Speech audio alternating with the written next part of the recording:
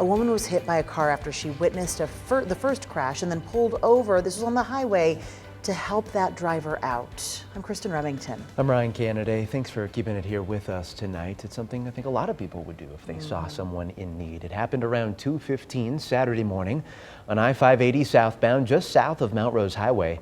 Both drivers in each crash have been arrested due to suspicion of driving under the influence. Makayla Hardy joins us live near the site of the crash. And Makayla, what do state troopers want people to keep in mind when it comes to helping others in emergency situations?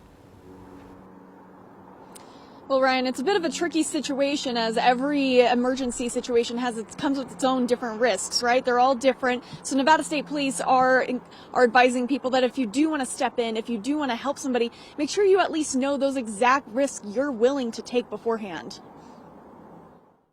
When coming across a crash or any other kind of emergency, Sergeant Chris Brown says it's always important to keep a close eye on your surroundings and never assume a driver can see you. If a driver is traveling 70 miles per hour, and let's assume that their headlights are only illuminating 100 feet in front of them, that driver's going to take 102 feet to stop that vehicle in perfect conditions, and that's after they realize that there's a hazard there. They're not going to see you until it's too late. Brown says he's not discouraging people from helping others. However, it is extremely important you are prioritizing your own safety. You feel that you can safely be in that position and you want to be in that position and you're okay with the risks, then provide help, provide aid. But it really depends on the situation. He tells us first responder vehicles get hit all the time by drivers who aren't paying attention when responding to a crash. So if you come across a crash and aren't able to provide aid yourself, then just call 911 or even try to illuminate the crash.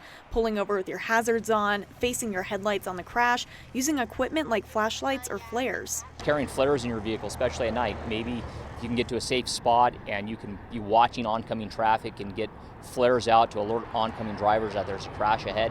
That might be the aid that you can provide safely. And at the end of the day, Brown says it's up to you if you're willing to take the risks or not to jump in and save somebody. But once again, at the end of the day, you want to make sure you are checking your surroundings and you know exactly what you're about to get yourself into. Covering the story live along Mount Rose Highway, Makayla Hardy, 2 News Nevada.